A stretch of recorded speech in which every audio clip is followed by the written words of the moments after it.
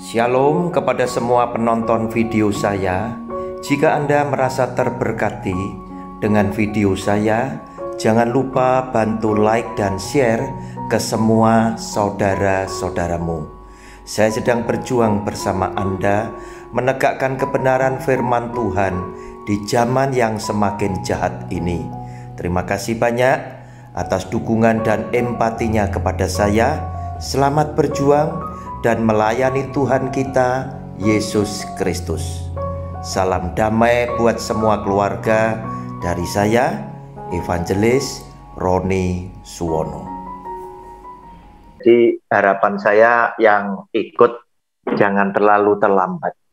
Oke, Bapak Ibu yang dikasih oleh Tuhan, kita akan memulai ngobrol santai dengan akal sehat. Hari ini kita punya tema untuk berdiskusi mengenai persepuluhan sesuai dengan Alkitab, yang nanti pembicara utamanya adalah Pendeta Liman Handoko, kemudian didukung juga oleh Pak Chunwi. Saya memberikan waktu kepada Pak Liman Handoko 30 menit, Pak Chunwi yang melengkapi cukup dengan 15 menit, baru kita berdiskusi. Bapak Ibu, bicara tentang persepuluhan, nampaknya tidak habis-habisnya. Menarik sekali untuk selalu didiskusikan. Sebab ada begitu banyak orang punya pandangan yang berbeda-beda. Khususnya saya menemukan satu video ini, kita akan tonton lebih dulu. Setelah itu baru saya mempersilahkan Pak Liman untuk berbicara. Silakan Pak Fran, videonya ditayangkan. Yang kedua nih sekarang, kalau kita tidak mengenal Yudaisme dengan baik, yang akan timbul adalah salah kaprah, atau krisis identitas. Nah, sekarang kita ngomong ini dan ini lumayan tegang nih bagian yang sini. Ketika terjadi salah kaprah, maka kemudian banyak orang yang sebetulnya Kristen, tapi rindu untuk melaksanakan sebagian ibadah Yahudi. Kita ambil contoh salah satu lah ya, persepuluhan. Ini bagaimana nih, Pastor? Ini Rabi. Suatu hal yang sebenarnya sangat lucu kalau dibilang ini mau melakukan suatu hal yang keyahudian, karena orang Yahudi sendiri sudah 2000 tahun tidak melakukan persepuluhan. Berapa lama? 2000 tahun. 2000 tahun tidak melakukan persepuluhan. Persepuluhan Karena yang diperintahkan di Taurat. Iya. Karena alasannya ringan, tidak ada bait Allah di Yerusalem. Dan perintah untuk membawa persepuluhan atau maaser itu hanya untuk petani dan peternak Yahudi yang tinggal di tanah Israel. Kenapa begitu? Karena untuk memberi makan orang Lewi harus dari Holy Land gitu. Dari tanah mereka suci, sendiri. Tanah suci. Di luar itu tidak bisa. Jadi kita bisa bilang bahwa persepuluhan itu adalah sistem pajak. Pajak teokrasi ditetapkan Tuhan bagi orang Yahudi yang ada di tanah Israel. Orang Yahudi yang ada di Amerika, di Indonesia, tidak kena peraturan ini. Nggak bisa soalnya, nggak bisa. Harus tumbuh dari tanah Karena Israel. ayatnya bilang harusnya dibawa ke tempat yang diinginkan oleh Tuhan, membawa ke Yerusalem. Nggak bisa kita melakukan ritual-ritual itu di luar Yerusalem. Dan jangankan orang Yahudi di Amerika atau di Indonesia, orang Yahudi di Israel pun yang tidak punya ladang, tidak punya ternak, tidak diwajibkan untuk memberikan persepuluhan. Tuhan Yesus kasih persepuluhan nggak? Yesus tukang kayu ya kalau tidak salah kan. Dia mau bawa apa? Kursi ke bait suci atau bawa meja? Tentu kan tidak kan. Petrus orang nelayan, ikan bukan objek persepuluhan, hanya ada hasil ladang itu hanya ada 7 yang bisa dibawa, itu seperti jelai, selasi dan lain-lain itu. Jintan itu dikembangkan oleh orang Farisi. Sebenarnya yang lebih dari itu yang harus dibawa itu oat misalnya kan. Lalu harus dibawa itu hasil buah-buahan.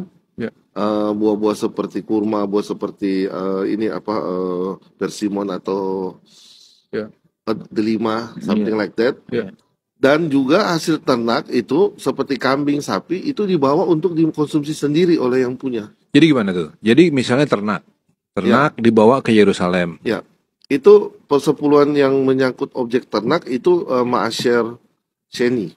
Ma'asyer kedua.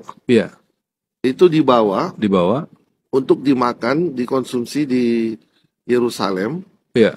Oh, satu keluarga itu. Yang menyerahkan itu yang memakan. Iya, yang menyerahkan, dia serahkan, dia makan sendiri. Jadi bukan dikasih untuk Lewi atau untuk aktivis. Dia makan di situ.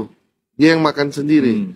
Dan dengan catatan, ini yang suka dipakai oleh orang-orang yang terlalu jauh fanatik dalam hal persepuluhan. Mereka selalu meyakini bahwa persepuluhan itu bisa diuangkan. Padahal tidak pernah ada perintah dalam Torah itu memberi persepuluhan dalam bentuk uang. Satu-satunya yang bisa diuangkan itu kalau you tinggal jauh dari Yerusalem, misalnya di Galilea atau di Haifa, lalu tidak mungkin you bawa 3 ekor lembu, bawa-bawa terus itu ke Yerusalem sangat jauh, you bisa jual. 3 lembu itu jual di Haifa, lalu sampai di Yerusalem, uangnya itu tebus lagi beli. Dipakai untuk membeli lagi 3 lembu, ternak, itu yang dibawa. Kemudian dipakai buat apa itu? Dimakan oleh si pemberi itu sendiri. Karena itu ma'asyar sheni. Yang Rishon udah ada yang buat Lewi. Yang setiap tahun. Rishon kan itu tiap per 3 tahun, per 2 tahun kedua, keempat, keenam. Dan itu siklusnya semita, tiap per 7 tahun siklusnya. Lalu ma'asyar ketiga, persepuluhan ketiga, itu persepuluhan orang miskin, ma'asyar ani. Hanya tahun ke-3 dan ke-6. 1, 3, 6. Tahun ganjil. Bukan tiap bulan? Tahun ganjil. Dan siklusnya dalam 7 tahun Shemitah, tahun ke-7 tidak boleh ada persepuluhan.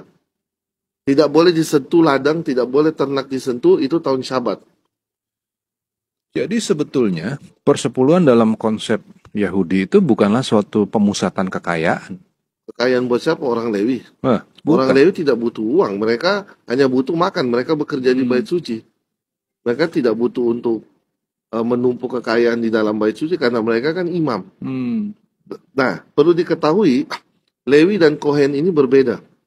Kohen itu apa sih? Imam. Lewi itu bukan imam. Pekerja. Pemusik yang bersih-bersih. Jadi orang Israel bawa perpuluhan itu 1/10 ke orang Lewi. Nanti orang Lewi bawa lagi persepuluhan itu ke imam, ke Kohen.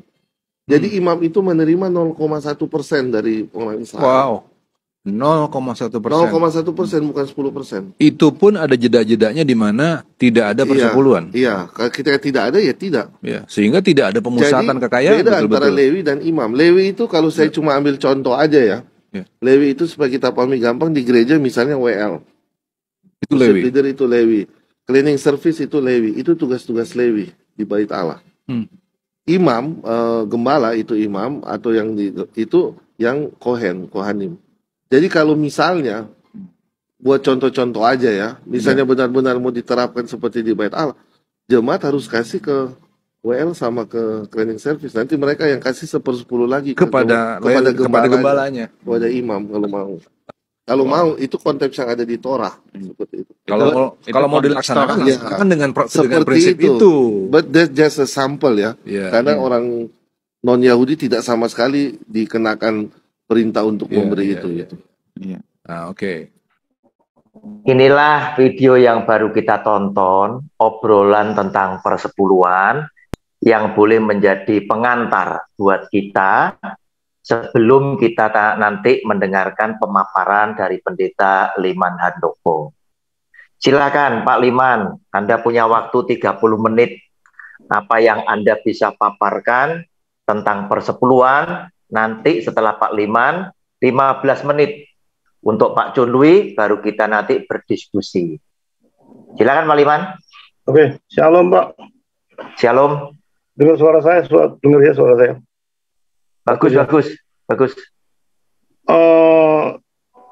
Sorry Pak, saya mesti harus mengatakan pada waktu saya diberikan tugas oleh Pak Roni untuk berdiskusi mengenai perpuluhan, saya sudah banyak catatan-catatan yang saya ungkapkan nantinya di Zoom ini tanggal 7 Oktober.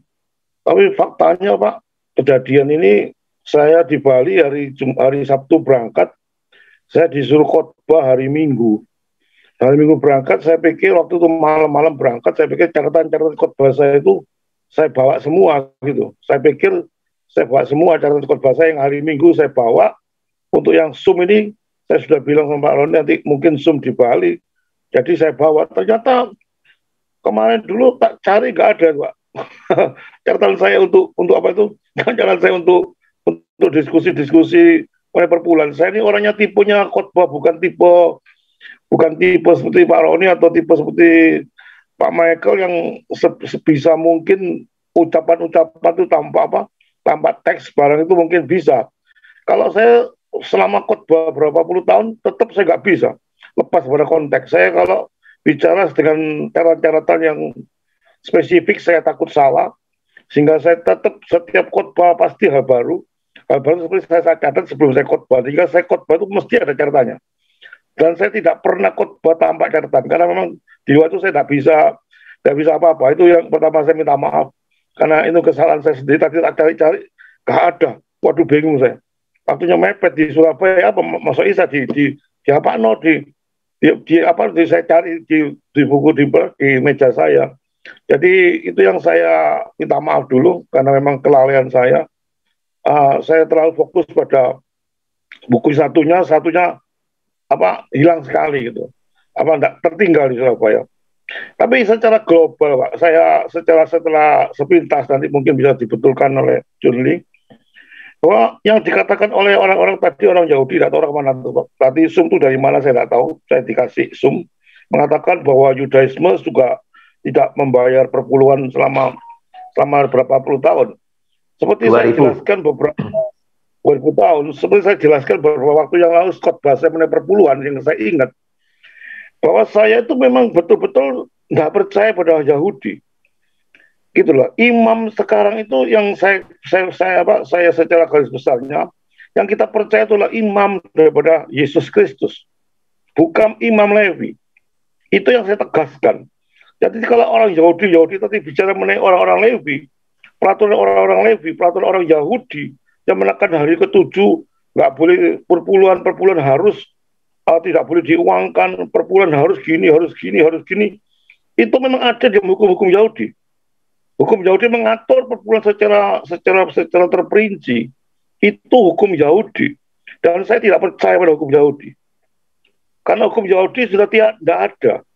Tidak ada satu hukum itu karena saya sudah menganut sistemnya adalah imam kita adalah Yesus Kristus. Bukan lagi orang Levi yang diberikan perpuluhan. Kita secara garis besar pada waktu khotbah beberapa bulan yang lalu itu saya katakan begitu cintanya Tuhan Yesus pada kita, yang rela datang ke dunia untuk menebus dosa kita dan saudara-saudara, untuk ungkapan terima kasih kepada Tuhan Yesus, perpuluhan harus kita berikan pada Tuhan. Itu inti khotbah saya. Karena Yesus itu sudah berkorban untuk kita memberikan korban yang lebih baik. Dan inti pada tipe pada Melkisedek. Imam Yesus Kristus adalah menurut peraturan Melkisedek, bukan menurut peraturan Imam Harun. Kalau menurut peraturan Imam Harun adalah peraturan pada orang Levi yang berhak terima perpuluhan. Tapi saya betul-betul nggak percaya bahwa sekarang ada Levi. Sudah tidak ada Levi. Kenapa saya katakan Levi tidak ada? Karena sudah saya bahas beberapa bulan yang lalu. Karena Imam Levi bukan sempurna, tidak sempurna. Sesuatu yang sempurna datang, pasti yang tidak sempurna itu harus disingkirkan. Itu satu hukum, nggak bisa ditolak. Kalau Yesus datang dengan suatu keadaan sempurna, dia kekal. Imam kita, Raja kita, Tuhan kita, Allah kita yang sempurna. Ngapain kita masih menganut orang Levi? Itu khotbah saya yang saya jelaskan di Zoom beberapa bulan yang lalu. Sehingga saya percaya bahwa perpuluhan hingga saat ini ada suatu hal yang harus dilakukan. Bukan hanya wajib, tapi harus dilakukan sebagai ungkapan syukur kepada Tuhan Yesus. Bahwa Tuhan Yesus sudah memberikan korban nyawanya untuk kita. Sebagai anak-anaknya yang sebelum masuk jurang neraka, kita digantikan oleh Tuhan Yesus. Sebagai ungkapan syukur kita berikan perpuluhan kepada Tuhan. Itu secara garis besar. Saya akan katakan saya bukan menganut Imam Levi. Sehingga pada waktu saya diberikan video itu saya ada beberapa penyatat kelemahan-kelemahan Yahudi, tapi saya lupa catatan saya. Kok ke depan yang Surabaya, tapi saya lihat secara keseluruhan. Kalau saya sudah tidak percaya dengan orang Yahudi mengatakan begini demikian, percuma saya bahas. Karena peraturan dia dengan peraturan kita beda. Kalau kita bahas dengan Yahudi, berarti kita percaya pada Yahudi, kita akan masuk Yahudi. Dan saya Pak Liman tidak percaya pada orang Yahudi, jadi saya pikir saya anggap dia Waktu itu saya memberi komentar bahwa dia penafsirannya ngawur sekali. Dia mengatakan perpuluhan hanya diberikan pada dalam bentuk natural, bukan dalam bentuk uang. Peraturan dibentuk daripada pertanian dan macam-macam. Saudara, kalau sudah belajar Alkitab, saudara, secara garis besarnya itu namanya ilmu hermeneutik, ilmu menafsir Alkitab. Saudara. Ilmu menafsir kita ada dua, saudara, secara deduktif maupun deskriptif. Saudara. Deskriptif itu kalau sudah belajar ilmu Alkitab secara benar, saudara bisa diarahkan, dibimbing untuk mempelajari tafsir Alkitab sehingga saudara tidak pernah salah. Bukan tidak pernah salah, saya mengatakan kemungkinan kesalahan sedikit sekali. Karena ada ilmu-ilmunya untuk bisa melihat satu ayat menafsirkan ayat lain. Itu bahasa Inggrisnya scripture interpret scripture. Dan satu ayat itu tidak boleh lepas pada ayat lain. Dia pada konteksnya, dia pada sejarahnya. Ada deskriptif yang hanya digambarkan. Itu ada satu ayat yang mengatakan hanya penggambaran. Jadi itu bukan menjadi suatu pada firman mengatakan demikian, atau ada lagi detektif. Detektif adalah satu hal yang memang itu adalah satu perintah. Itu. Jika kita bisa membedakan firman arahnya kemana, sehingga tidak salah langkah. Gitu. Dan sekali lagi kita membaca Alkitab bukan keluar dari konteks. Jangan sekali-sekali mencopot dari konteks. Sehingga konteksnya apa, sasaran nembaknya apa, meleset itu. Dan itu menjadi kesesatan. Daripada permulaan orang sesat itu memberikan satu tafsir Alkitab yang salah dengan kemauan sendiri, itu dalam ilmu tafsir Alkitab mengatakan ada eksegesis sama eksegesa. Eksegesis itu adalah tafsiran daripada Alkitab. Alkitab kita lihat apa adanya. Alkitab masuk ke pikiran kita dan kita menafsirkan Alkitab dengan pikiran kita dari sumber Alkitab. Itu namanya eksegesis. Jadi apa Alkitab katakan kita cerna, kita teliti apa yang dimaksud dengan ayat ini apa? Kenapa Tuhan Yesus mengatakan ini? Kenapa sampai orang Yahudi demikian? Itu macam-macam kita tafsirkan, itu masuk dalam pikiran kita sehingga keluar satu doktrin. Itu namanya eksegesis. Kalau eksegesa, kita punya pikiran sudah mengatakan perpuluhan itu tidak berlaku sih, itu sudah patuh dalam pikiran kita. Sehingga pada ayat-ayat tertentu yang seolah-olah menunjang pikiran kita ambil, kita copot, kita jadikan satu dasar. Ini loh, ayat ini menunjang pikiran saya. Itu namanya eksegesa. Itu ada beda huruf sedikit aja. Tapi itu membawa berbahaya seseorang menafsirkan kita seperti itu. Karena pikiran kita sudah dikontaminasi lebih dulu. Sebetulnya itu ditentang oleh banyak orang, baru kita cari dasar-dasar yang kita mana. Itu yang nggak betul, Saudara. Seperti saya kasih contoh pada waktu saat ada teman saya membuka gereja di Grand City, dia membuka gereja 1 jam saja, saya kasih contoh umpamanya. Dia membuka gereja 1 jam saja. Dia pikirannya sudah terkontaminasi gereja 1 jam saja, itu menguntungkan, dia buka. Lalu pada waktu saya tanya, kenapa you membuka gereja 1 jam saja? Dasar kitab sucinya mana? Langsung dia buka ayat-ayat. Ayat-ayatnya menunjang bahwa dia buka 1 jam saja itu bukan hal yang Alkitab dia, tapi dipaksakan dia. Dan dipaksakan dia membahas satu ayat mengatakan pada waktu Yesus berkhotbah di Taman Getsemani, murid-muridnya tidur. Akhirnya Yesus menegur murid-muridnya, kenapa kamu tidak bisa bertahan cuma 1 jam saja? Dan ayat itu dipakai oleh pendeta Samuel Gunawan yang mendirikan gereja 1 jam saja di Grand City. Ini loh paliman dasar kitab sucinya. Hendaklah kau bertahan 1 jam saja. Sehingga 1 jam saja saya berikan dasar bahwa gereja saya itu ada dasar kitab sucinya. Saya buka gereja. Sudah itu tafsir yang ngawur. Tafsir orang yang goblok setengah mati. Tidak mengerti kitab suci sama sekali. Itu tafsiran bukan gereja. Itu tafsir itu Tuhan Yesus pada murid-muridnya. Itu kadang-kadang menjadi suatu problem. Saya contoh Pak Baroni, saya ingat pada Pak Baroni mengatakan, pada waktu Tuhan Yesus mengatakan pada seorang pemuda itu, kalau kamu ikut aku, jual semua rumahnya. Jual semua hartanya, baru ikut aku. Itu ayat itu berlaku untuk siapa? Saya bilang, itu berlaku untuk pemuda itu saja. Pemuda itu mengatakan, kalau kamu ikut aku, jual rumah itu. Ternyata pemuda itu tidak niat. Sehingga kalau itu berlaku untuk umum, saudara. Tak repot terus, kalau sebagai umum. Bahwa itu Tuhan Yesus mengatakan, kalau ikut Yesus, jual semua rumahnya. Loh, semua kita menjual rumah, ikut Tuhan Yesus. Sudah jadi tafsiran-tafsiran yang biasa akhirnya, saudara. Sehingga kesesatan itu saya teliti, saya sungguh-sungguh serius meneliti, ada nabi-nabi palsu muncul, pekerja-pekerja palsu muncul. Itu timbulnya dari tafsir Alkitab yang menurut pikiran mereka sudah dikontaminasi. Sehingga mereka punya satu keadaan-keadaan yang betul-betul tidak mau diubah karena pikirannya masuk dalam keadaan seperti itu. Saudara, kalau saya berdasarkan Alkitab, saya pikir-pikir dulu, tinggal itu pun saya mesti diskusi.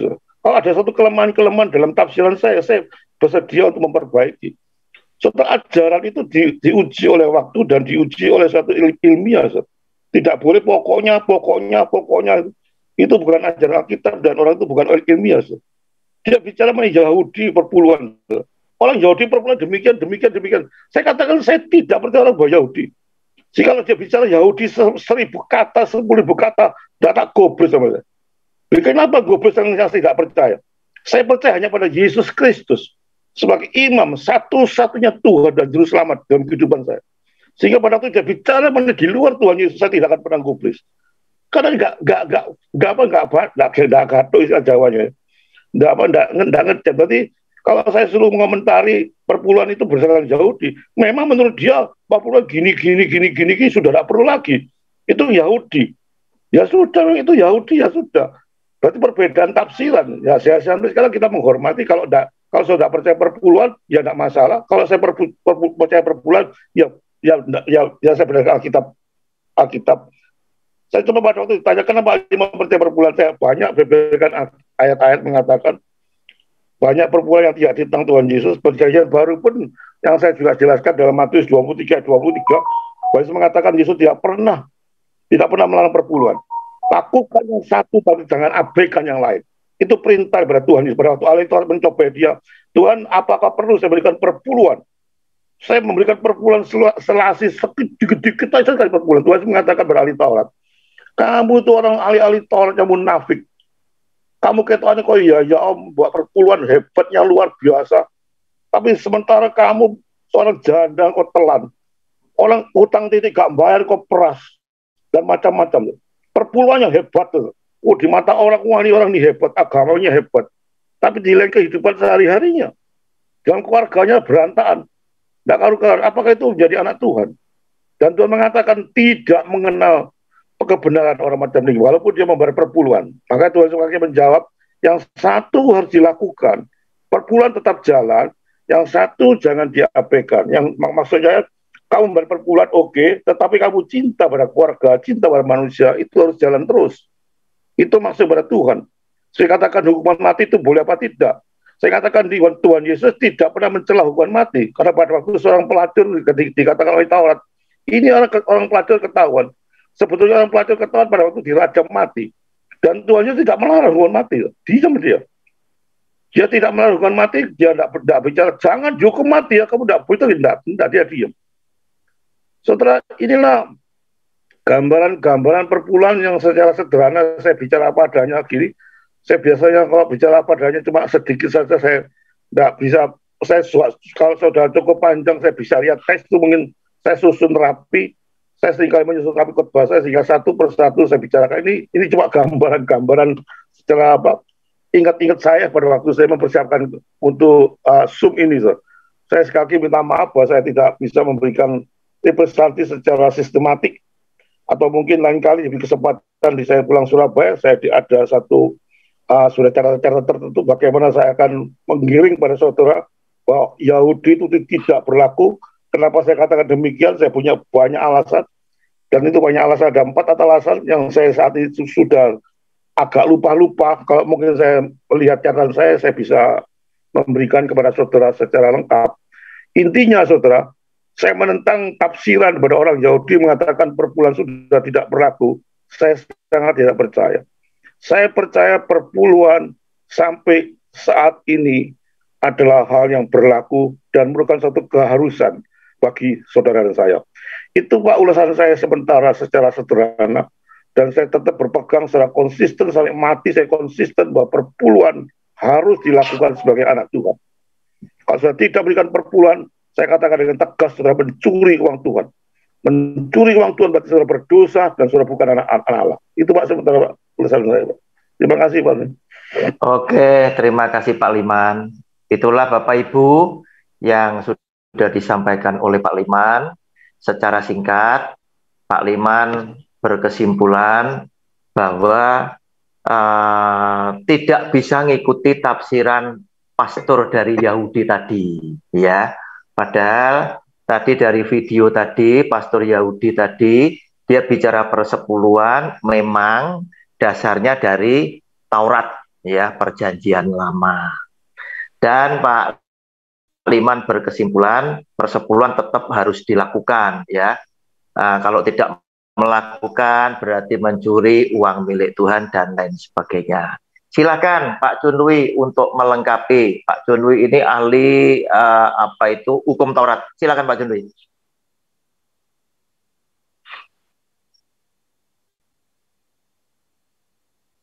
Mic-nya Pak Chunwi.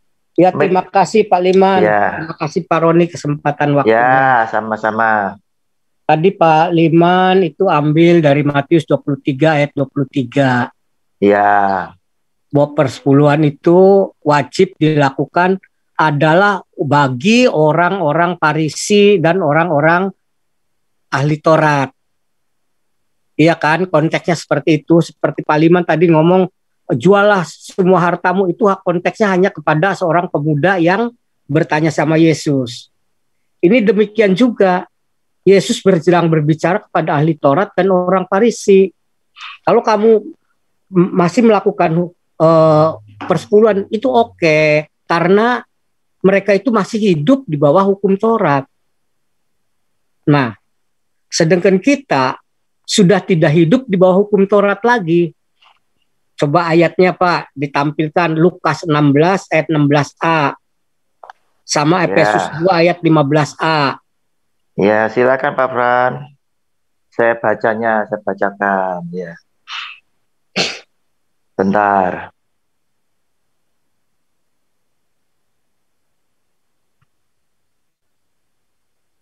Bisa Pak Fran? Lukas 16 ayat 16a. Ini firman Tuhan keluar dari mulut Tuhan Yesus sendiri, bunyinya demikian. Hukum Taurat dan kitab para nabi berlaku sampai kepada zaman Yohanes. Kemudian Efesus 2:15. Sebab dengan matinya sebagai manusia, ia telah membatalkan hukum Taurat dengan segala perintah dan ketentuannya. Silakan Pak Chunwi. Jadi di situ jelas bahwa Tuhan Yesus mengatakan bahwa hukum Taurat itu hanya berlaku sampai zaman Yohanes.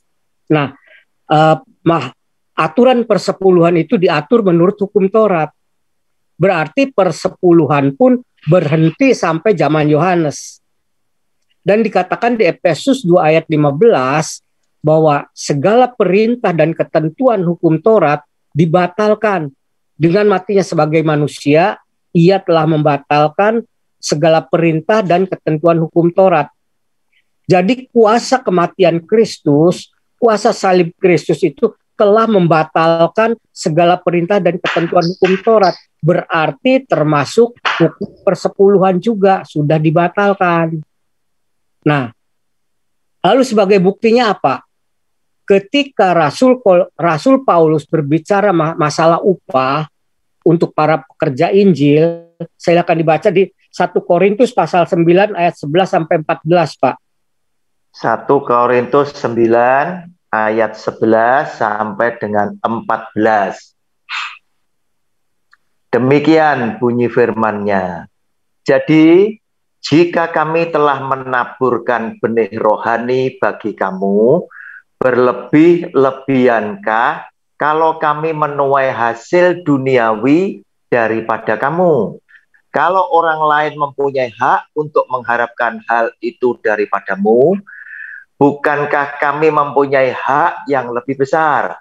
Tetapi kami tidak mempergunakan hak itu. Sebaliknya, kami menanggung segala sesuatu supaya jangan kami mengadakan rintangan bagi pemberitaan Injil Kristus. Tidak tahukah kamu bahwa mereka yang melayani dalam tempat kudus mendapat penghidupannya dari tempat kudus itu, dan bahwa mereka yang melayani mezbah mendapat bagian mereka dari mezbah itu. Demikian pula Tuhan telah menetapkan bahwa mereka yang memberitakan Injil harus hidup dari pemberitaan Injil itu. Ya. Sudah, Pak. Terima kasih, Pak Roni. Nah, di sini jelas bahwa Rasul Paulus sedang berbicara tentang upah bagi para pekerja Injil. Nah, Rasul Paulus justru mengacu kepada perkataan Yesus bahwa orang yang memberitakan Injil harus hidup dari pemberitaan Injil, bukan dari persepuluhan. Nah, kalau memang persepuluhan itu dicanangkan untuk orang pemberita Injil, tentu Rasul Paulus mempunyai kesempatan yang tepat, momentum yang paling tepat untuk memberitakan persepuluhan, untuk mengajarkan persepuluhan kepada murid-muridnya. Nah, justru kenapa Paulus tidak?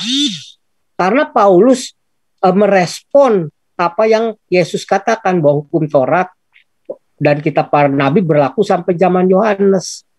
Dan kemudian diperjelas oleh pengajaran Rasul Paulus bahwa dengan matinya ia sebagai manusia, ia telah membatalkan segala perintah dan ketentuan hukum Taurat. Berarti termasuk persepuluhan. Nah, kemudian lalu dari mana para pekerja Injil itu mendapatkan penghidupannya? Kita baca di dalam Galatia ayat 6, pasal 6 ayat 6, Pak. Galatia pasal 6 ayat 6. Ya. Dan baiklah dia yang menerima pengajaran dalam firman, membagi segala sesuatu yang ada padanya dengan orang yang memberikan pengajaran itu. Ya, jadi di sini saya tidak berbicara tentang eisegese, tapi eksegese. Di sini Yesus mengatakan, atau Paulus mengatakan, mengatur kepada jemaat bahwa baiklah orang yang menerima pengajaran, memberikan segala sesuatu dengan orang yang memberikan pengajaran firman itu. Jadi bukan dengan persepuluhan. Orang yang mendapat yang memberikan pengajaran firman itu mendapat penghidupannya bukan dari persepuluhan, tapi dengan persembahan dari orang yang menerima pengajaran itu, artinya dari murid-murid.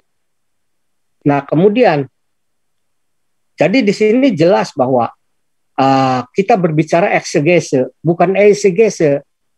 Jadi di situ jelas bahwa orang yang memberikan pengajaran mendapat penghidupannya dari orang yang menerima pengajaran itu, bukan dengan persepuluhan. Tidak ada persepuluhan dibicarakan.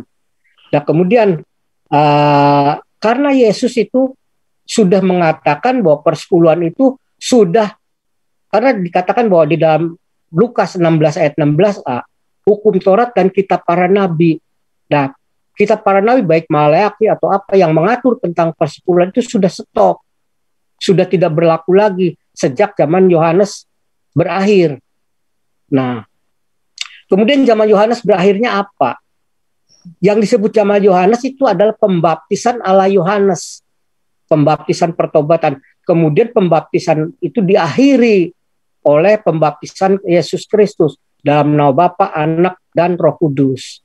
Nah, itu masa Yohanes berakhir. Nah, di sini kemudian kita baca lagi di dalam 1 Timotius pasal 5 ayatnya yang ke-17, Pak. Oke. 1 Timotius pasal 5 ayatnya ke-17. Penatua-penatua yang baik pimpinannya patut dihormati 2 kali lipat, terutama mereka yang dengan jerih payah berkhotbah dan mengajar. Nah, jelas di sini bahwa penatua-penatua yang baik pelayanannya dan terutama orang yang berkhotbah patut mendapat penghormatan 2 kali lipat. Penghormatan bukan hormat gerak, bukan seperti itu. Ini maksudnya adalah solari, tentang upah, tentang gaji.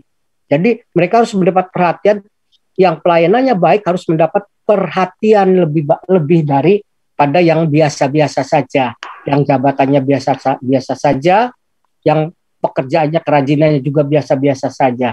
Tetapi mereka yang berjerih lelah, berkhotbah dan lain sebagainya patut mendapat penghormatan 2 kali lipat. Bukan disebut dengan persepuluhan. Karena Yesus sendiri sudah menyetop bahwa persepuluhan itu berlakunya sampai zaman Yohanes. Nah, jadi sekali lagi bahwa mengenai persepuluhan itu tidak berlaku, bukan eisegese, tapi justru exegese. Jadi apa yang Tuhan katakan. Cuman ini kan memang masih banyak orang yang berkeberatan untuk melepaskan persepuluhan. Karena apa? Karena dari persepuluhan itu sumber penyedot dana yang paling luar biasa. Untuk menyedot dana untuk gereja itu luar biasa. Sehingga jemaat itu ya merasa harus diwajibkan. Padahal tidak pernah ada di dalam Injil Matius sampai Wahyu bahwa umat Kristen itu diwajibkan persepuluhan, itu tidak ada. Dan prakteknya pun tidak ada. Sampai zaman rasul-rasul pun tidak mempraktekkan persepuluhan.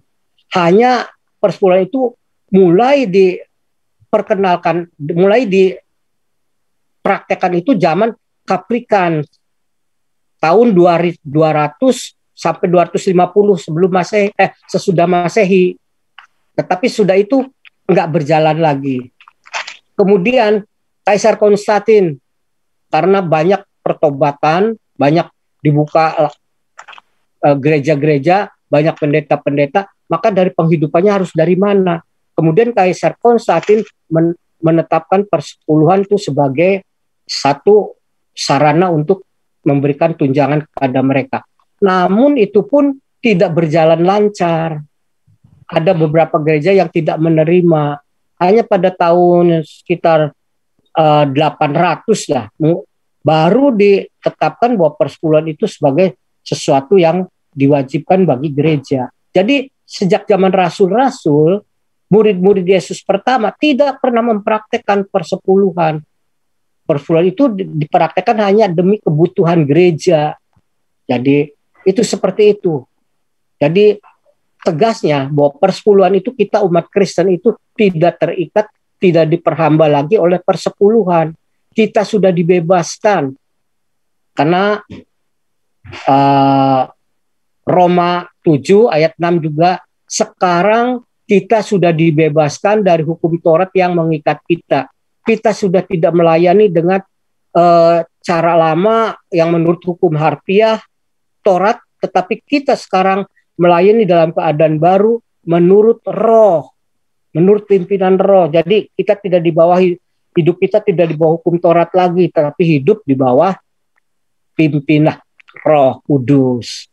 Yaitu Roma berapa Pak tadi? Roma 7 ayat 6. Roma 7 ayat 6. Coba biar ditayangkan. Tetapi sekarang kita telah dibebaskan dari hukum Taurat. Sebab kita telah mati bagi Dia yang mengurung kita, sehingga kita sekarang melayani dalam keadaan baru menurut roh dan bukan dalam keadaan lama menurut huruf hukum Taurat.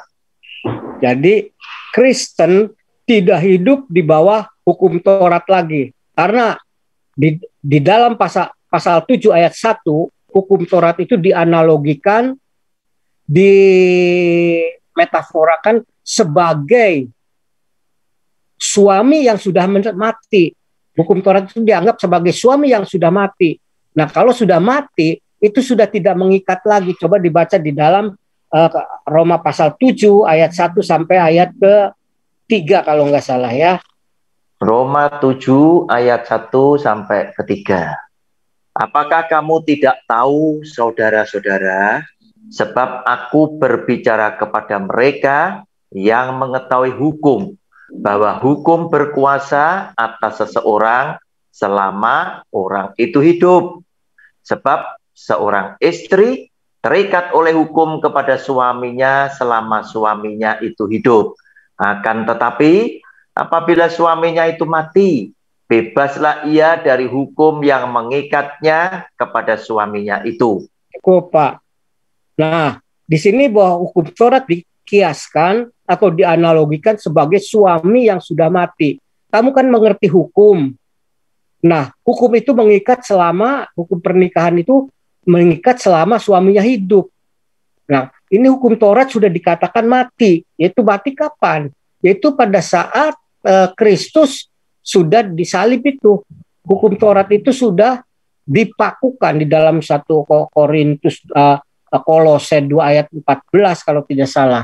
Dikatakan bahwa hukum yang menuntut kita itu sudah dipakukan di atas kayu salib. Jadi tidak ada tuntutan lagi kepada persepuluhan lagi kepada kita.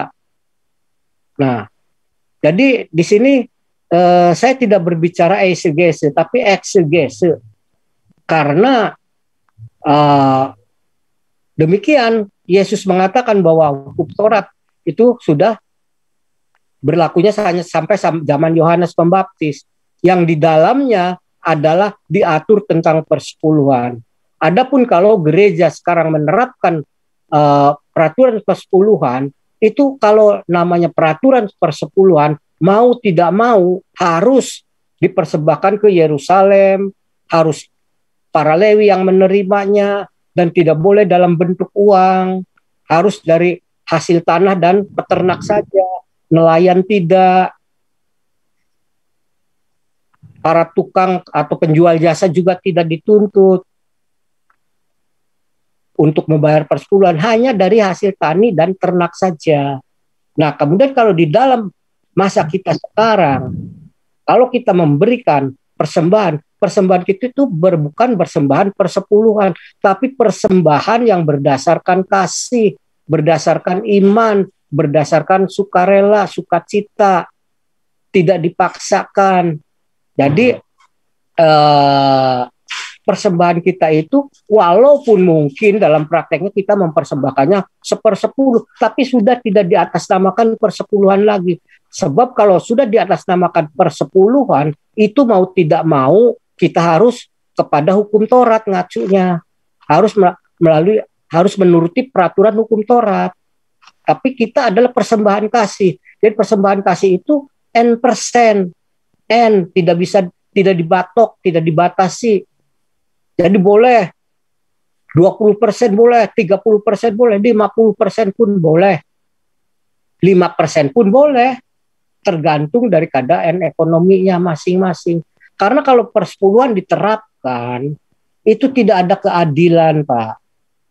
Misalnya orang yang punya penghasilan 2 juta, dengan tanggungan 1 orang anak saja dah, jangan 3, 1 atau 2 orang anak dengan seorang istri. Itu untuk hidup itu pas-pasan. Kalau diirit-irit pun pas-pasan. Apalagi di dalam memberikan persepuluhan. Itu mereka makin keteteran. Lain dengan kalau orang misalnya penghasilan sebulan 30 juta. Diambil 10% masih is okay. Masih aman-aman saja, masih bisa menabung. Nah, jadi di situ prinsip keadilannya nggak ada kalau pakai sistem persepuluhan. Tapi kalau sistemnya persembahan kasih, itu is okay, fleksibel. Karena apa? Kita di dalam Matius pasal 5 ayat yang ke-20, coba ditayangkan, Pak. Matius 5 ayat 20. Maka aku berkata kepadamu, jika hidup keagamaanmu tidak lebih benar daripada hidup keagamaan ahli-ahli Taurat dan orang-orang Farisi, sesungguhnya kamu tidak akan masuk ke dalam kerajaan sorga. Nah, jadi kehidupan keagamaan kita itu harus lebih benar daripada ahli Taurat dan orang-orang Farisi. Demikian juga dalam hal kita memberi persembahan harus lebih benar daripada ahli Taurat dan orang-orang Farisi. Lebih benarnya kenapa? Kalau persepuluhan itu dipaksakan, wajib, harus. Nah, kalau kamu harus lebih benar, bahwa persepuluhan itu bukan karena wajib, tapi karena kasih, karena sukacita, karena iman. Dan besarannya pula tidak ditentukan, tidak dipatok harus sekian. Itu fleksibel. Tergantung dari penghasilan orang itu bagaimana. Nah, kalau orang yang termasuk yang 2 juta itu termasuk miskin, dia nggak wajib memberikan persepuluhan, justru dia harus menerima persepuluhan. Ya, Itu saja Pak. Sementara saya bisa bagikan itu saja Pak. Oke, terima kasih Pak Junwi. Semua pemaparannya. Ini ada pendapat yang memang kontras, tapi tidak perlu diperdebatkan lebih dulu. Mungkin dari peserta bisa memberikan tanggapan. Dari Pak Junwi itu menyimpulkan bahwa persepuluhan itu sudah tidak perlu dilakukan lagi, sebab dengan matinya Tuhan Yesus di atas kayu salib, sesungguhnya hukum Taurat dengan segala ketentuan dan peraturannya itu sudah dibatalkan. Karena ayatnya memang ada. Jika kita telaah, memang Rasul Paulus itu yang menulis di Efesus 2 ayat 15. Dan kemudian kalau kita lihat dari tulisan Rasul Paulus, memang beliau juga tidak mengajarkan tentang persepuluhan itu harus dibayarkan. Bahkan di dalam 2 Korintus pasal 9, mulai ayat 6 itu ada judul bacaan, ini tulisan Rasul Paulus tentang persembahan yang berkata begini, memberi dengan sukacita membawa berkat, tidak bicara lagi tentang persepuluhan, sehingga mungkin saja keterangan dari Pak Junwi tentang para rasul tidak menerima persepuluhan itu bisa benar, apalagi Yesus yang adalah Tuhan berkata sendiri di dalam Lukas 16 ayat 16a tadi, bahwa hukum Taurat dan kitab para nabi itu berlaku sampai dengan zamannya Yohanes. Berarti setelah Yohanes Pembaptis itu sudah tidak berlaku lagi. Coba kita sekarang berikan kesempatan kepada para peserta yang lain. Silakan, siapa yang mau memberikan tanggapan? Ada Bu Nining, ada Pak Tirta, ada Pak Effendi, silakan.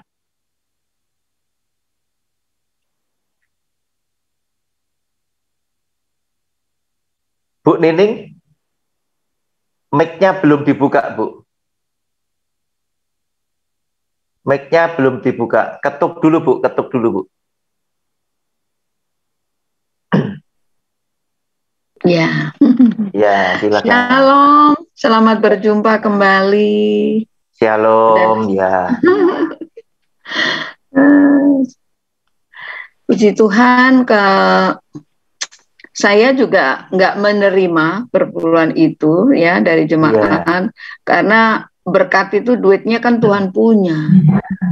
Jadi lebih baik umpamanya tadi dicontohkan seperti gaji yang apa ya, 2 juta 2 juta, iya. Ya. Terus kita punya uang sedikit, anak banyak, sedangkan orang tua beras pun nggak ada. Lebih baik persembahan itu kasih sama orang tua yang susah, gitu. Dan kita tidak, karena Rasul Paulus katakan gini, upah melayani, kamu boleh melayani, Injil itu diberitakan, gitu. Jadi itu yang saya pegang ya. Tadi yang dikatakan kita hukum Taurat sudah dibatalkan sampai Yohanes. Jadi apapun yang kita punya Tuhan punya, berikan dengan sukacita ya. Janda-janda miskin, yatim piatu, orang tua susah yang sudah nggak bisa ngapa-ngapain, itu berhak kita rasa hormat. Memang kita memberikan persembahan itu kan tanda ketaatan kita sama Tuhan. Bukan 1/10 aja, lebih juga nggak apa-apa, orang itu duitnya Tuhan juga kok, gitu. Kalau memberi lebih itu orang mampu ya, itu wajar. Tapi kalau kita memberi dengan sukacita, biarpun kita pas-pasan hidupnya, itu lebih diberkati. Seperti janda miskin itu memberikan 2 peser ya. Begitu juga kita. Nah, anak-anak saya juga mendukung. Sekarang gini, dia puji Tuhan, anak-anak saya itu juga ngerti gitu ya. Tahu mamanya ada pelayanan yang perlu dibantu. Jadi dan gerejanya dia gereja yang besar. Gereja besar tidak perlu dibantu. Jadi lebih baik diberikan untuk hamba-hamba Tuhan yang susah lah. Nah, kebetulan perintisan. Iya. Juga dia lihat maminya dalam perintisan itu juga lebih baik ini mah buat apa, bantu untuk pekerjaan Tuhan deh ya gitu. Ya biarpun itu seberapa nggak jadi masalah, banyak sedikitnya, tapi dia belajar taat dan mengasihi Tuhan dan menghormati Tuhan. Jadi mereka lakukan seperti itu. Puji Tuhan, anak-anak mendukung semua dalam pelayanan, jemaat juga gitu, karena saya ibadah itu habis ibadah dikasih makan, karena masalahnya banyak orang-orang yang susah, banyak dari yang janda-jandanya, banyak apa dari Kedar, jadi saya harus penuh tanggung jawab buat mereka, seperti jemaat mula-mula ya, harus kasih makan jasmani dan rohani. Jadi mereka ada ya perhatian ya. Prinsip saya pokoknya gini, semua Tuhan punya, jadi kalau saya mau memberi yang lebih banyak itu nggak jadi masalah.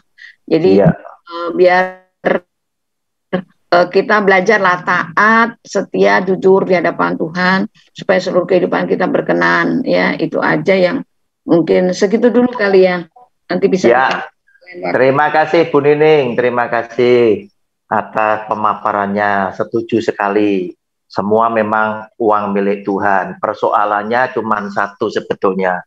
Kenapa sih istilah persepuluhan harus dipertahankan? Kan cuma gitu aja. Iya, padahal betul. Ya, Anda mau mempersembahkan 1% juga enggak apa-apa, 5% enggak apa-apa, 10% enggak apa-apa, 50% enggak apa-apa, 50% enggak apa-apa, semua juga tidak apa-apa. Ya. Hanya masalah istilah.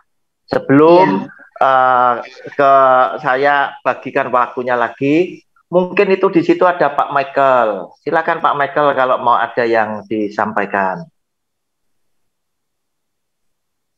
Ya, shalom, selamat malam semuanya. Shalom, shalom. Ada Ibu Nining masuk ini. Ya, Pak, terima kasih. Suaranya kecil. Pemaparan. Suaranya kurang, kurang dekat. Mic-nya kurang dekat Pak, terlalu jauh Pak, mic-nya. Mic-nya aja dideketin. Ya. Ya, cukup Pak. Cukup. Mic-nya didekatkan mulut Pak. Ya, udah. Terlalu jauh. Udah. Nah, ini saya senang nih malam ini. Bukan berarti kita adu pintar Pak ya, tapi pengertian melalui Alkitab ini penting juga. Terima kasih Pak Liman sudah memberikan pemaparan yang kontra hari ini. Terima kasih juga Pak John Louis yang menambah wawasan. Tadi dikatakan oleh Pak Liman bahwa kita tetap akan memberikan perpuluhan untuk Tuhan Yesus. Itu yang saya tahu ya Pak Liman ya. Tapi maaf ini Pak Liman, kita ini kalau cuma perpuluhan nggak cukup Pak memberi kepada Tuhan Yesus. Anak muda yang kaya raya itu sudah melakukan hukum Taurat semua. Tapi kata Tuhan Yesus masih belum cukup. Jual semua hartamu, berikan kepada orang miskin, baru ikut aku.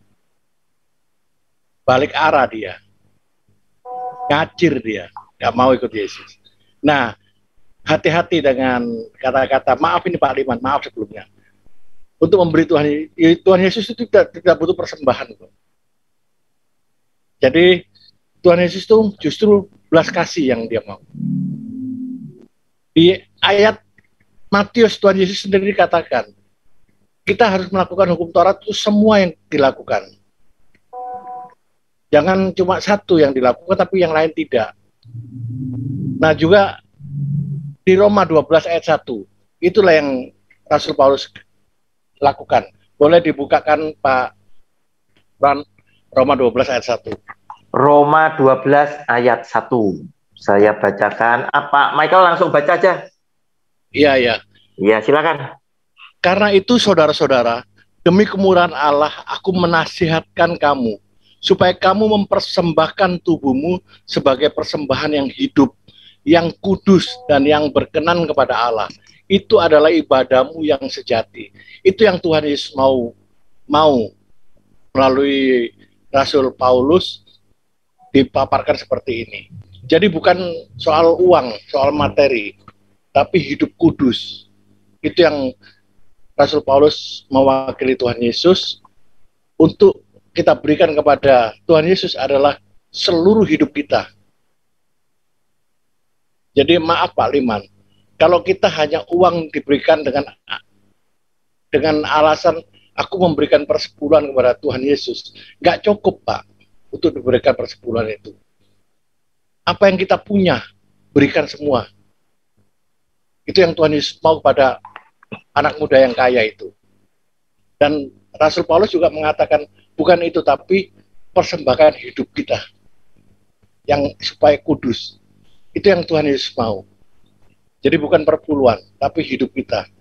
Kalau hidup kita aja belum kudus, terus apa artinya persepuluhan itu? Gak ada artinya juga. Apakah persepuluhan itu bisa menebus ketidakkudusan kita? Kan tidak juga. Jadi ini hanya satu pernyataan antara pro dan kontra Pak Liman ya. Maaf, tapi ini menurut saya sesuai dengan Alkitab. Terima kasih Pak Roni, terima kasih Pak Liman, terima kasih semuanya Pak Junlui. Tuhan memberkati. Terima kasih. Sebelum saya kembalikan ke Pak Liman, apakah Pak Tirta ada yang mau ditambahkan? Bu Nurida Pane, Pak Effendi. Silakan Pak. Silakan Bu Nurida kalau ada. Pak Tirta ada. Shalom semuanya, maaf kamera nggak dibuka ya Pak, baru pulang. Oh ya, enggak apa-apa. Silakan Ibu, silakan. Terima kasih buat Bapak-Bapak Ibu. Lama nggak dengar doanya Bu Nurida ini. Sekarang ini sibuk banget Pak. Sibuk banget ya. Oke. Kadang-kadang tadi malam udah sampai rumah jam 11 pulang gereja. Ya. Aduh. Jadi kita kangen Bu Nurida ini. Sambil ngopi ya Pak, sambil ngopi. Silakan, enggak apa-apa. Ini boleh ngopi kok, ngobrol santai. Iya. Oke, sudah. Saya terberkati banget malam ini dengan apa namanya pemaparan dari Bapak Ibu yang luar biasa. Saya sebagai jemaat biasa tambah pinter malam ini. Terima kasih semuanya.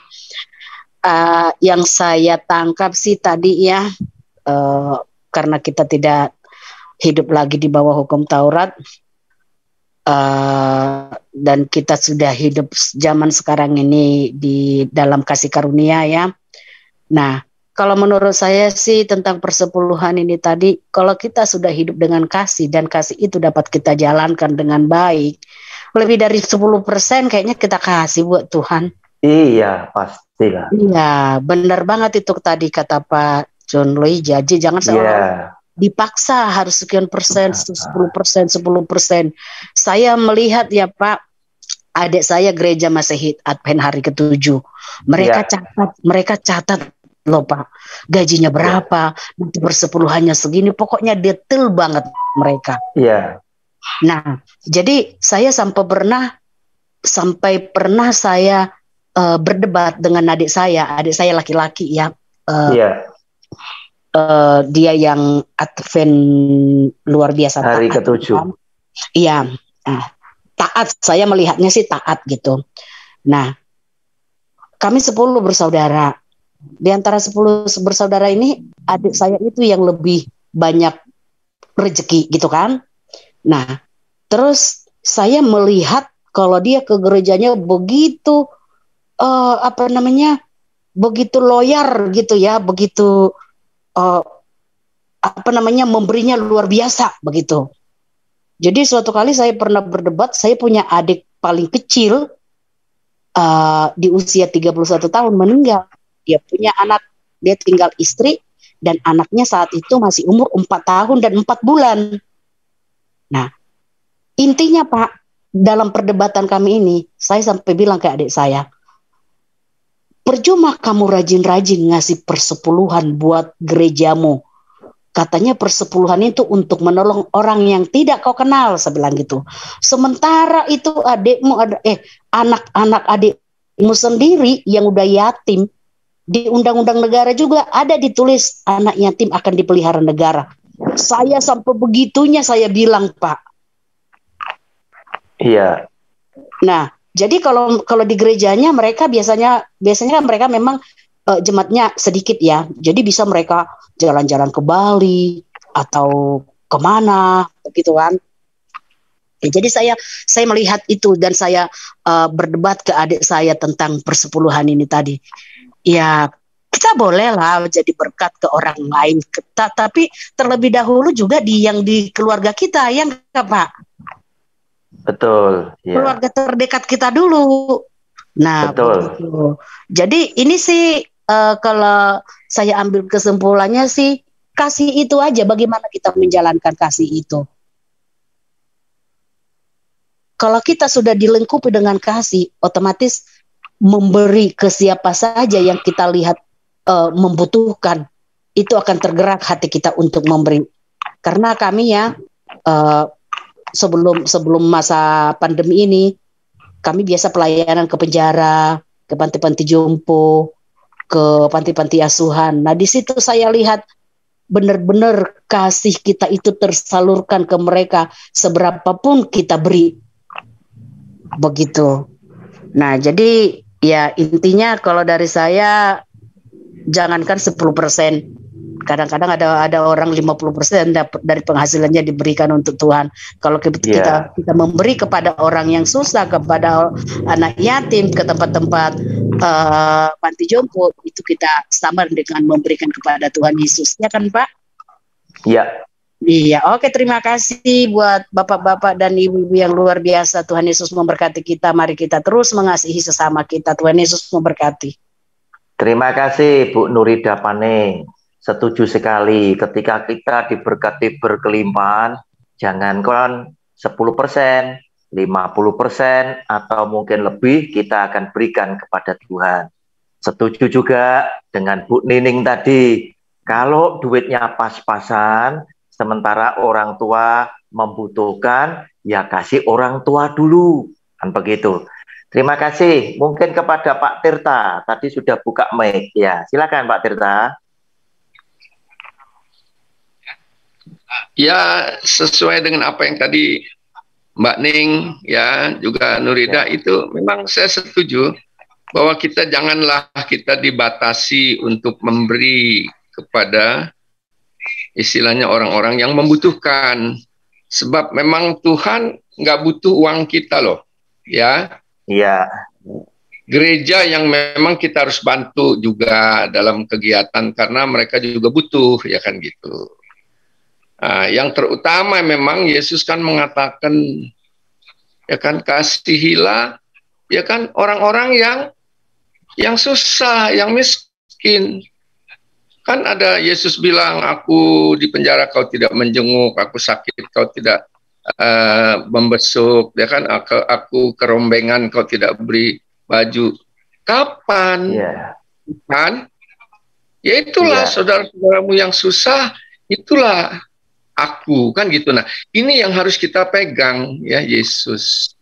Ya, jadi sesuai dengan Pak Cundri bilang, itu memang kita harus ikut, ya, setelah Yesus lahir ke dunia, yaitu arahan dan perintah Yesus yang harus kita jalankan, bukan lagi perintah hukum Taurat, gitu. Ya memang enggak semua Taurat yang kita hapus, ya. Ada bagian-bagian yang masih tetap kita harus jalankan, tapi semua ya tercakup dalam perintah Yesus di dalam kitab Perjanjian Baru, semua tercakup di dalamnya. Itu saja, ya. Saya setuju dengan Mbak Nining, ya, Nurida, bahwa memang kasih itu kita tidak membatasi. Kalau di dalam hati kita tersirat, ya, kasih dia, kita kasih, gitu. Jangan kita batasi, karena berkat Tuhan pun, ya, Tuhan tidak membatasi berkatnya kepada kita. Sebab saya ambil satu pegangan, kita punya sumur itu penuh, misalkan ada batasnya kan, penuh. Itu sumur kita nggak kasih juga airnya ke orang tetap segitu. Kita kasih nih sekarang, udah kosong, besok datang lagi segitu. Iya, ya, jadi nggak ada salahnya. Justru kita harus ada kasih, mengasihi. Itu Tuhan udah nyatakan, itu hukum alam loh, ya, sumur ini hukum alam. Nah, Tuhan yang penguasa alam, Begitu juga Tuhan. Berkat kita yang sudah berkelimpahan, kita salurkan kepada orang yang membutuhkan. Besok akan datang lagi, nggak akan habis. Saya percaya itu. Memang saya sudah lakukan itu. Ya, terima kasih. Tuhan Yesus memberkati. Terima kasih Pak Tirta. Terima kasih juga Pak Michael setuju dengan pendapat-pendapatnya. Oke. Karena semua sudah dapat giliran, silakan Pak Liman, barangkali ada yang mau ditambahkan lagi atau sudah cukup. Terima kasih pendapatnya. Saya di dalam doktrin ada dua istilah Pak Roni. Iya. Ada primary doktrin, ada namanya secondary doktrin. Kalau memang primary doktrin itu doktrin utama, itu semua harus sama. Tidak boleh ada satu perbedaan sedikit pun. Itu namanya primary doktrin, doktrin yang paling utama. Jadi setiap anak Tuhan yang mengaku dia sebagai anak Tuhan harus mempunyai satu kesamaan kepercayaan. Tapi kalau secondary doktrin, yaitu termasuk masalah perpuluhan itu saya anggap dia termasuk secondary doktrin. Secondary doktrin itu ada orang yang mau menjalankan, ada orang yang tidak mau menjalankan. Gitu. Dan justru secondary doktrin itu bukan jadi patokan, Pak. Pak Roni bersikuku bahwa perpuluhan sudah berhenti dan tidak perlu dilakukan lagi. Dan saya berpatokan bahwa mau sampai hari ini tetap harus mengatakan harus dilakukan perpuluhan. Itu namanya secondary doktrin. Sehingga kita harus saling menghormati. Pak Roni juga bisa menghormati saya, juga bisa menghormati Pak Roni. Jadi tidak ada satu argumen yang begitu tajam. Tapi saya juga mempertahankan. Kenapa saya mempertahankan sampai sekarang perbuatan dilakukan? Seperti Pak Juri mengatakan, hukum Taurat sudah berhenti pada zaman Yohanes. Ini saya coba untuk menafsirkan secara singkat. Kalau diterima oke, kalau nggak diterima ya oke. Karena saya katakan ini secondary doktrin, Pak. Jadi saya tidak perlu ngotot, cuma sekedar wawasan bagi Pak Michael, bagi siapapun wawasan, diterima ya, nggak diterima ya. Setelah di dalam hukum Taurat dibatalkan, saya bilang sudah bicara beberapa yang lalu. Di dalam hukum Taurat ada 3 hukum, Pak. Itu saya katakan government law, itu pertama adalah government law, hukum pemerintah. Yang menyangkut seluruh peraturan pemerintah, sistem pemerintah, tanah, macam-macam diatur oleh hukum, itu government law. Yang kedua adalah masalah civil law hukum manusia. Secara sipil, hubungan antar manusia, bagaimana membunuh itu berapa tahun, jadi kalau pembunuhan sengaja itu bagaimana caranya, macam-macam. Di situ banyak sekali kalau saudara Pak Roni bisa membaca di dalam hukum-hukum daripada orang Israel, waduh larangannya macam-macam larangan. Untuk hari Sabat pun ada 600 larangan. Untuk hari Sabat itu, hukum Taurat hari Sabat, kuduskan hari Sabat, itu dijabarkan oleh ahli Taurat. Kalau hari Minggu tidak boleh melakukan 600 larangan. Ngangkat lebih dari 5 kilo dilarang. Itu Taurat, begitu kerasnya ahli-ahli Taurat dengan legalisme yang begitu kuat. Itu saya katakan. Yang ketiga adalah moral law, hukum etika. Nah saya katakan 2 memang dibatalkan. Sudah tidak diberlakukan lagi karena kita bukan hukum di bawah hukum Taurat, karena kita hidup dalam kasih karunia kepada Tuhan Yesus. Sehingga sipil maupun government itu sudah dihapuskan. Karena Tuhan sudah menata bahwa pada waktu saudara mengaku dosa, itu daripada hukum sipil law, saudara mengaku dosa, saudara perlu satu domba disembelih dengan iman untuk ditebus dosa. Saudara mengaku dosa pada Tuhan, untuk menebus dosa itu saudara membeli seekor domba atau kambing disembelih di lokasi itu, di Yerusalem, untuk di pertemuan itu untuk menebus dosa. Dan itu pada waktu Tuhan Yesus datang semua dibuang. Karena kenapa itu dibuang? Karena memang sudah diperlukan lagi. Itu ada gambaran bahwa Tuhan Yesus itu mati di kayu salib, itu gambaran pada domba disembelih dengan darah yang mahal. Yesus sudah mati di kayu salib, sehingga pada waktu sekarang, zaman sekarang, pada saat Pak Liman berdosa, saya ngaku bukan pada imam, saya ngaku bukan menyembelih domba, tapi saya mengaku pada Tuhan Yesus. Kita menyembah bukan hanya di Yerusalem, di gunung ini, tapi kita menyembah dalam roh. Itu hukum manusia. Hukum moral tidak pernah dibatalkan. Tidak dibatalkan, jangan mencuri, jangan pembunuh, jangan macam-macam. Nggak mungkin dibatalkan hukum itu. Dan berlaku, kenapa saya katakan tidak boleh dibatalkan? Karena banyak ayat suci yang mengatakan, seluruh rasul-rasul mengatakan itu, adalah kamu kasih mengasihi, hendaklah hormati ayahmu, bapakmu, macam-macam. Itu termasuk moral law dan berlaku sampai itu. Itu ke satu. Jadi moral law saya anggap perpuluhan juga termasuk moral law. Itu saya anggap anggapan saya kasih moral law karena perpuluhan juga sudah berlaku zaman kasih karunia Tuhan Yesus. Setelah Pak Juni mengatakan bahwa itu kalau saya mengatakan itu kan Tuhan Yesus hanya bicara pada orang-orang Farisi. Hanya bicara seperti orang Farisi, seperti Pak Lima mengatakan, itu hanya bicara pada orang pemuda yang kaya untuk menjual. Saudara, beda, saudara. Ayat yang terdapat di orang Farisi dengan orang pemuda itu beda. Jelas orang pemuda itu dituding oleh Tuhan Yesus. Juallah. Jelas satu pribadi. Dikejar oleh saudara terima itu. Itu saya baca setelah teliti, saudara. Kalau sudah bicara dengan ahli-ahli Taurat, orang Farisi, memang dia bicara dengan orang ahli Taurat, orang Farisi. Tapi message daripada pemberitaan Tuhan Yesus bukan hanya ditujukan orang Farisi. Karena kan mengatakan yang satu itu menuju pada perpuluhan. Kalau saudara membaca di atasnya itu, orang Farisi mengatakan saya sudah perpuluhan. Tuhan Yesus tidak memandang ahli Taurat. Dia mengatakan yang satu itu menuju pada perpuluhan, harus dilakukan. Dan yang satu jangan diabaikan.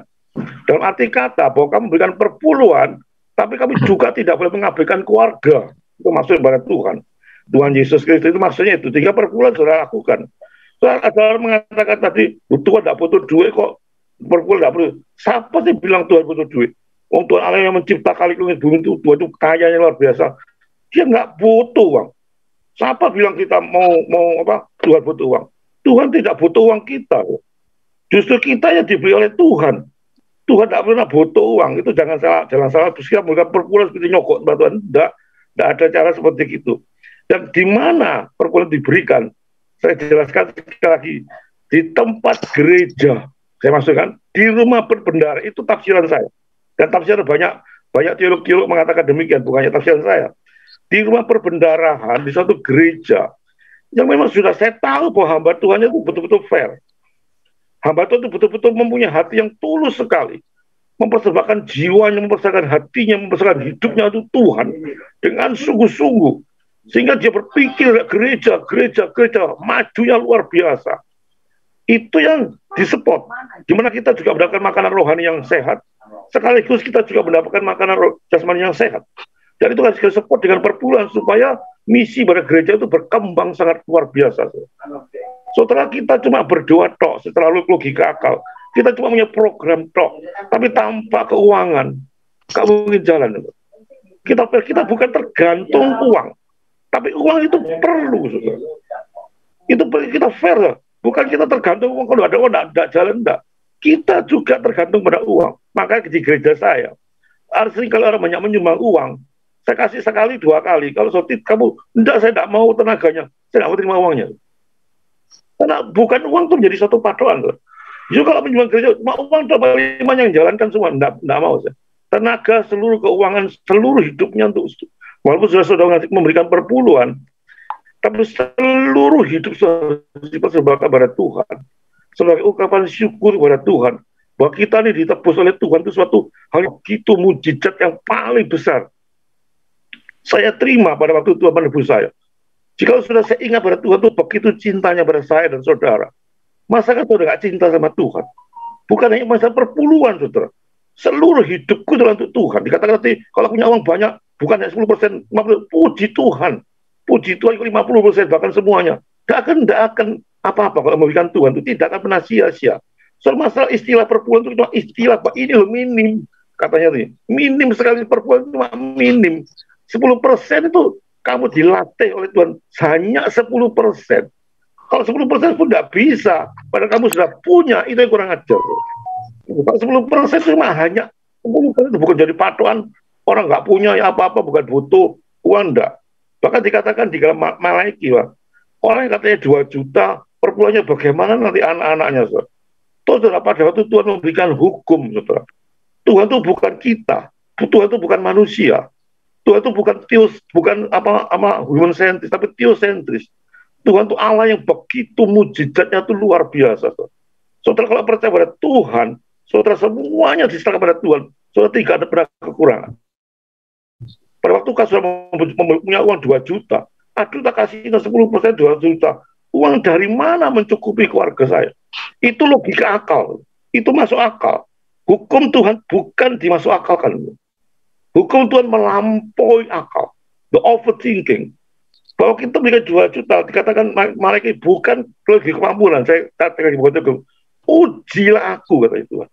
Bayangkan Tuhan itu sampai ngomong gitu loh. Ujilah aku.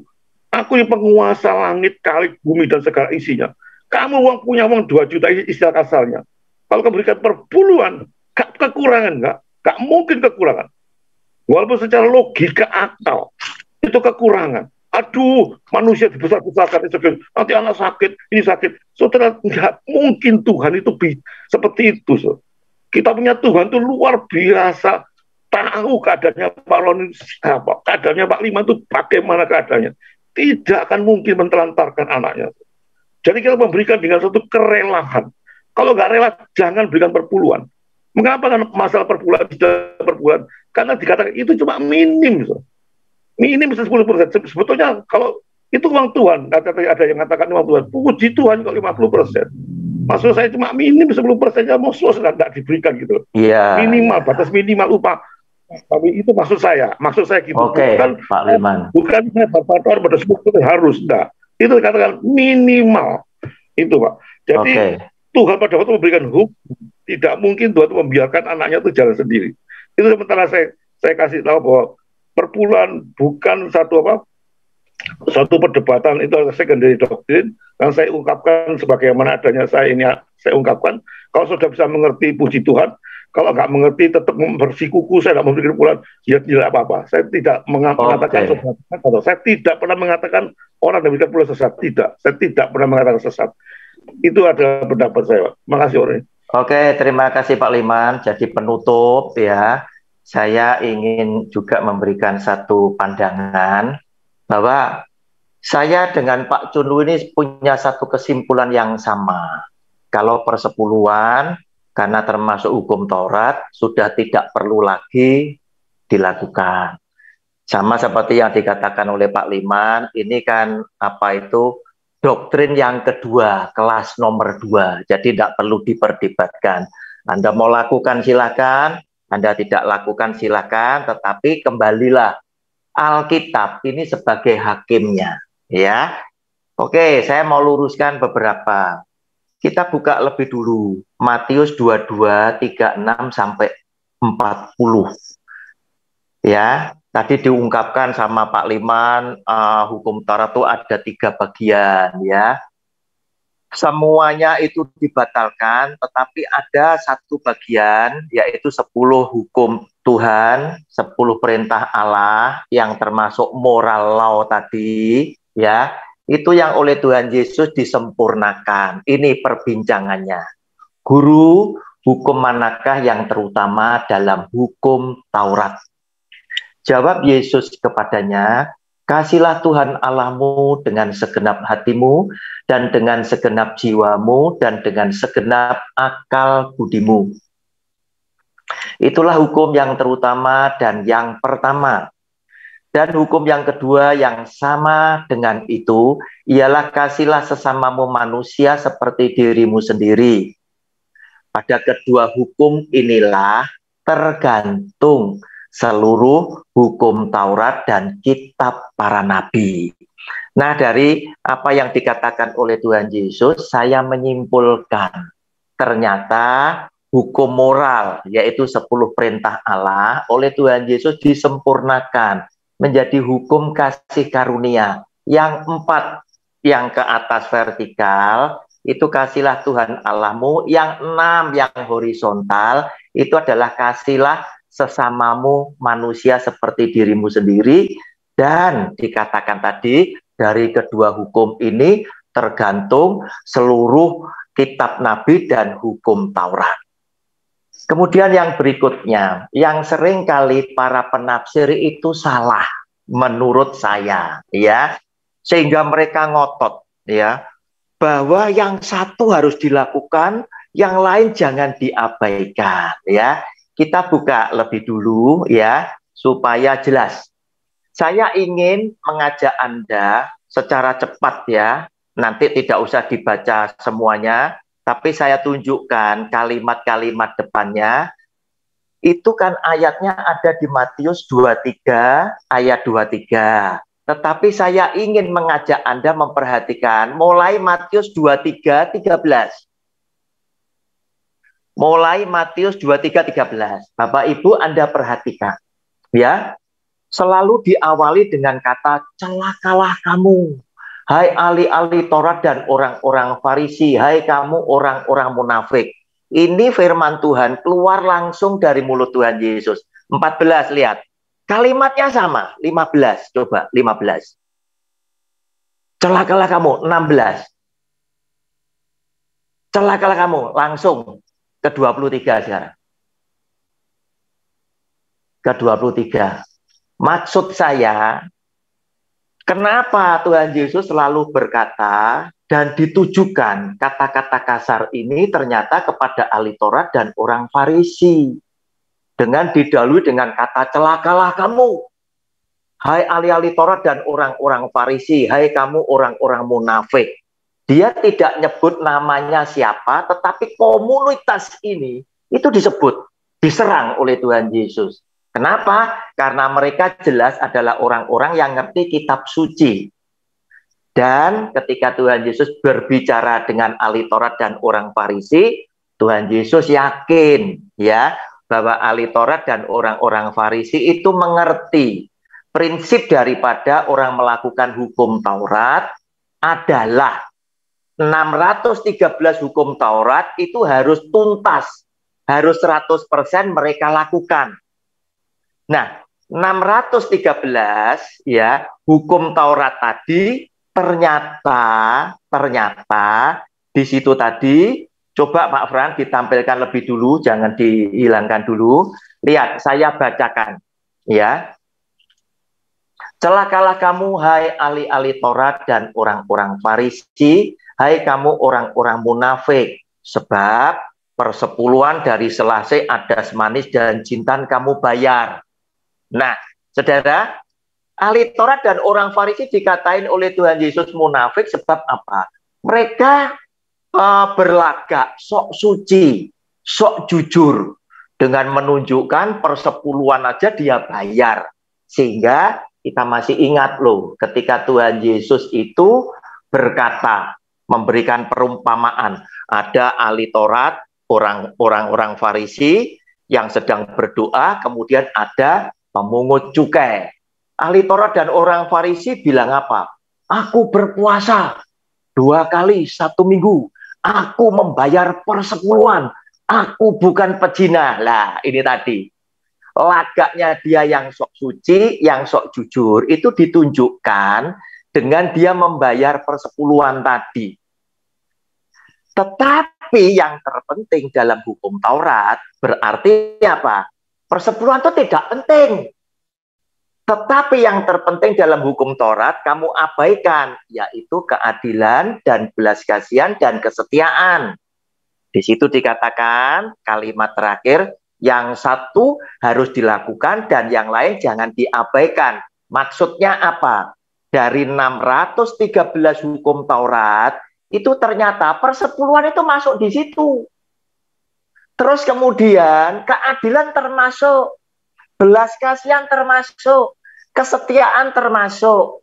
Maksudnya Tuhan Yesus, kalau yang satu tadi persepuluhan sudah kamu lakukan, harusnya. Nah, jangan dibalik. Kalau yang satu tadi persepuluhan sudah mbok lakukan, harusnya yang lain yaitu kesetiaan, keadilan, dan belas kasihan jangan kamu abaikan, karena yang 3 hal ini justru yang terpenting dari 613. Demikian Bapak Ibu, kita akan berjumpa kembali di acara kita pada 2 Jumat yang akan datang. Shalom kepada semua penonton video saya. Jika Anda merasa terberkati dengan video saya, jangan lupa bantu like dan share ke semua saudara-saudaramu. Saya sedang berjuang bersama Anda menegakkan kebenaran firman Tuhan di zaman yang semakin jahat ini. Terima kasih banyak atas dukungan dan empatinya kepada saya. Selamat berjuang dan melayani Tuhan kita, Yesus Kristus. Salam damai buat semua keluarga dari saya, Evangelis Roni Suwono.